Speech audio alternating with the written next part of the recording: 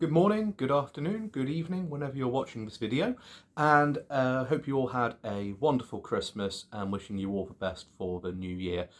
So we're back with a new video at the time of this recording, and we are back with a bit of a curveball with this band, the Irish family band, the Corrs. So I was first made aware of the Corrs at a very early age. They broke into the charts in the late 90s thanks to their commercial breakthrough Talk on Corners. Both of my parents were really into them, but my mum much more so. My mum doesn't really listen to music all that much, but she had a copy of the Greatest Hits album, which is where I was first made aware of them. But of course, doing what I normally do with a band I like is that I buy everything that they have ever released and listen to them obsessively.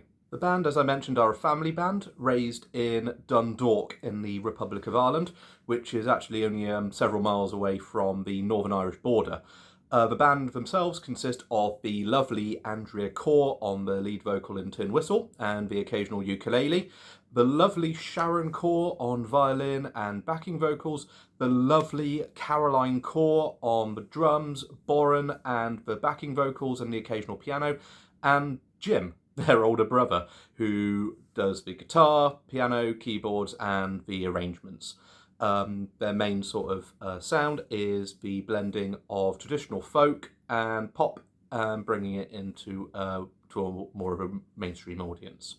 And since their debut in 1995, they've released 7 albums and a live album. So now we're going to see how they rate. So let's go. White Light. So released in 2015 after a 10-year break to raise families and solo careers, the band released their comeback album White Light.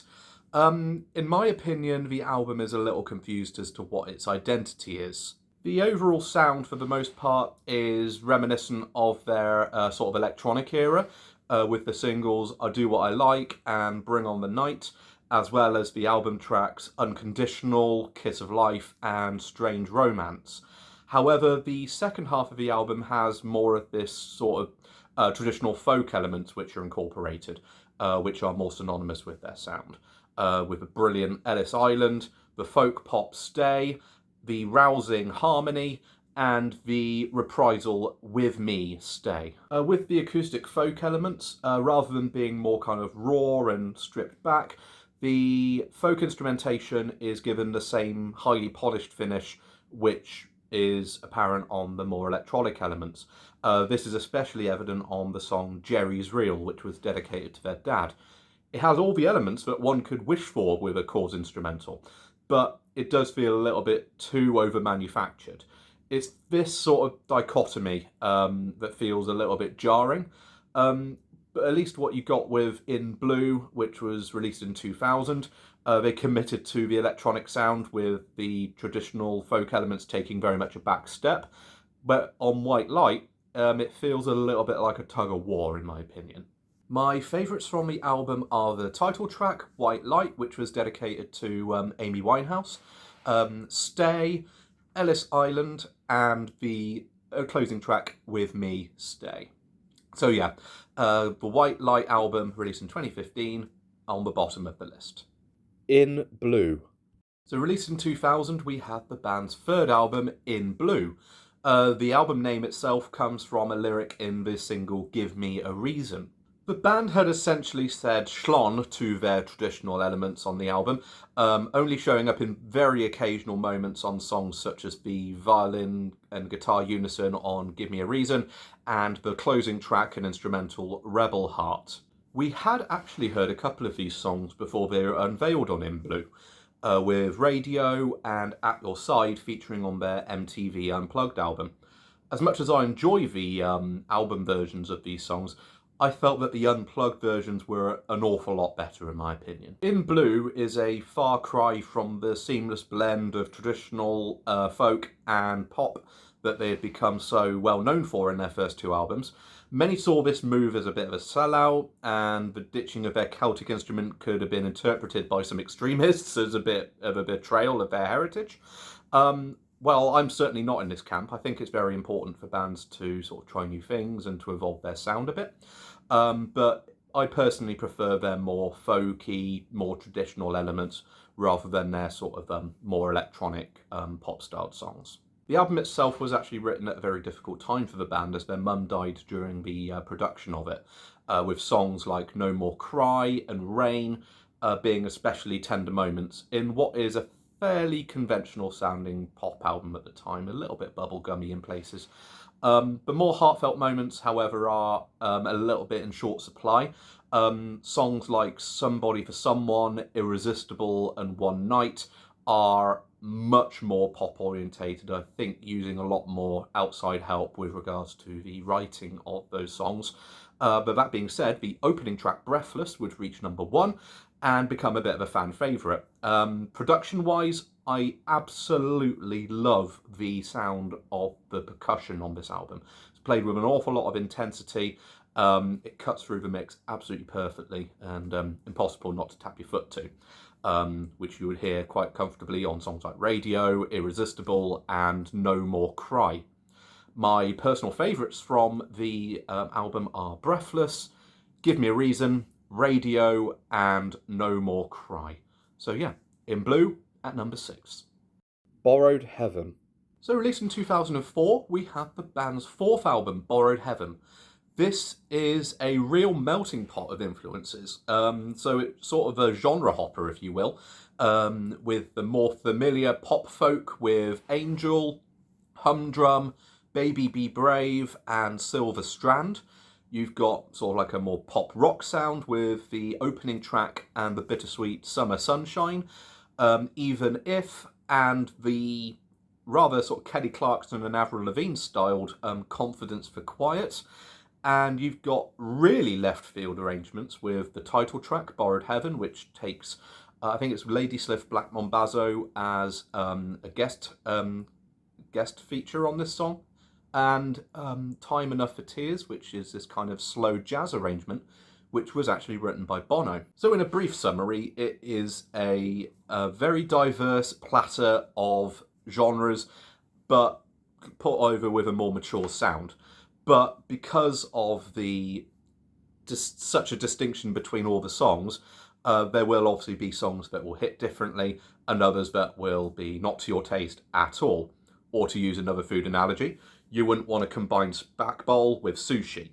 So it's because of this that despite its ambition and its maturity, it doesn't feel in any way cohesive. My highlights from the album are Summer Sunshine, Angel, Baby Be Brave, and Silver Strand. So yeah, Borrowed Heaven at #5. Talk on Corners.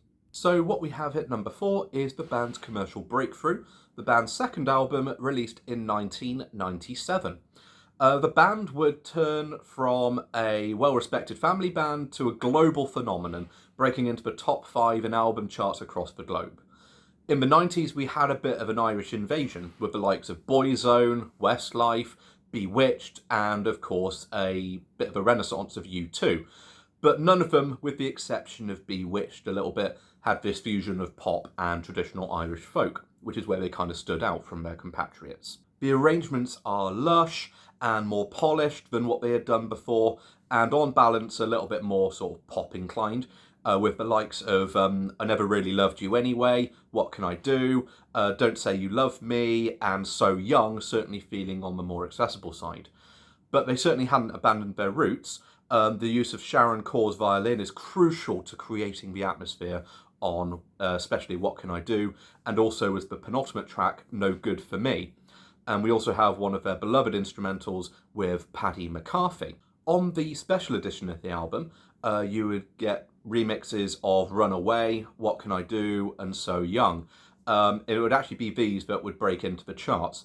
But these remixes from Tin Tin Out, that was the artist behind all the effects and the looping, what have you, while they would propel the band into the stratosphere in the late 90s, a lot of the Celtic instrumentation would be sort of sacrificed for things like drum machines and loops, rather than the more sort of traditional folk instrumentation. And Caroline Corrs' dynamic drumming gives way to the more sort of synthesized sound, which I personally don't prefer as much. The highlights for me on the album are So Young, What Can I Do, Queen of Hollywood, and No Good for Me. So, yeah, Talk on Corners at number 4. Jupiter Calling. So, released in 2017, we have the band's most recent release, Jupiter Calling. What I love most about the album is the production. It feels incredibly intimate, and that comes from the fact that there are very little to no overdubs on the recording, and also recorded live as an ensemble. So every element is crystal clear, from the instruments to the vocal harmonies. Produced by the legendary musician T-Bone Burnett, the songs overall, in my opinion, are categorised more traditional, but also little notes of country due to the use of electric guitar, slide guitar, providing a really, really quite unique atmosphere compared with any of their other releases. There are some really moody tracks here, with the likes of the opener Son of Solomon, Season of Our Love, and the nearly 8-minute closer, The Sun and the Moon, having a more mysterious feel, whereas the more accessible and uplifting songs cut through with the likes of Bulletproof Love, Butterflutter, and Hit My Ground Running. It is overall a very piano-driven album, and features more so than any other instrument. The piano performed exceptionally well by Jim.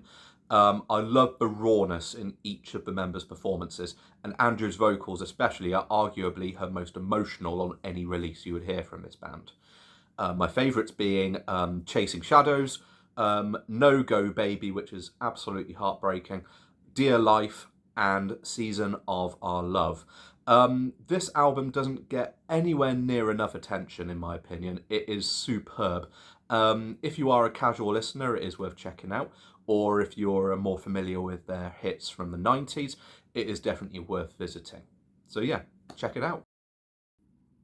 Home. Released in 2005, we would have the band's final release before their 10-year break, which was titled Home. It was recorded in honour of their mother, Jean, who died a few years before, and they did write a couple of songs on In Blue about her passing and on Borrowed Heaven. The album here, however, is entirely covers of traditional folk songs and songs from Irish performers, and were apparently favourites from their late mother. The songs on this album really bring their art for arranging traditional folk to a broader audience to the fore. Having performed in acoustic clubs for a number of years before they got big in the mid-90s, some folkies would shudder at the idea of making the genre watered down in any way. Sure, whatever, keep your 20-verse lament of your dead lover and move on. Some of the songs that the siblings perform, however, are centuries old and real deep cuts, and these are, bearing in mind, serious artists and virtuosos at their instruments, and so of course are in no way, shape or form watered down. In fact, we have a couple of instances of Andrea singing in the Irish language, which just sounds so beautiful and mysterious. You would hear on Buckle on Airn and Brid o Ní Vol. The genius as well is that it doesn't really feel up itself in any way either. The folk genre can be a little bit sort of up its own ass in that respect. The arrangements are tastefully done. Each member has the opportunity to show off their chops when the opportunity comes around. Personally, I'm not very knowledgeable on traditional Irish folk music, but this album would be a brilliant way to introduce anyone to that genre. We also have a bit of a rarity in Sharon Corr taking the lead vocal on Dimming of the Day. Her vocal style is very different to Andrea's, with a much more rich and sultry tone, which give this song a little bit more of an addictive quality, despite its sort of slower arrangement. My favourites from the album are My Lagan Love, Peggy Jordan, Haste of a Wedding, and Return to Thingle, which was one of the really old songs that they chose to put on this album. So yeah, Home at number 2. Forgiven, Not Forgotten. At number 1, we have the band's debut, released in 1995, Forgiven, Not Forgotten. This is a remarkable album, and in my opinion, the epitome of their sound, incorporating pop, rock, and Celtic traditional instruments. This is evident from the very first song, Erin Shaw, which acts as a bookend. So you've got the short version at the start, and you've got the extended version, if you will, at the end. The beginning part acts as a bit of a sieg into the title track, which is a really moody rock song with a tin whistle and violin unison in the bridge. Other songs with this darker ambience include the following track and my personal favourite from the album, Heaven Knows. You've got Runaway, which is a real fan favourite, and Closer, while the more uplifting and accessible perfectly complement these tracks, which include the likes of Someday, which has an amazing violin solo, The Right Time, Secret Life, and Leave Me Alone. This is a band that wear their roots on their sleeve, with several intermissions of traditional Irish music sat between their hybrid pop folk songs, the Minstrel Boy being my personal favourite of these, before giving way to the equally amazing Toss for Feathers. My only criticism really on this album is that these intermissions are only intermissions rather than sort of fully formed songs. Some of them are less than a minute long, so they are over far too quickly, but they do work as a nice little segue between certain songs. My favourites from the album are Heaven Knows, Toss for Feathers, Love to Love You, and Loch Erin Shore. So yeah, that concludes the list of the Corrs rating video. I hope you enjoyed it, and I hope it gives you an incentive to listen to their songs, or to at least revisit them. They are an incredible live act. My wife and I saw them at Westonbirt last year, and it was an incredible experience. They're still amazing performers, even after 30 years of more or less continuously performing together. So I hope you have a fantastic day, and I hope I see you again very soon. You take care. Bye-bye.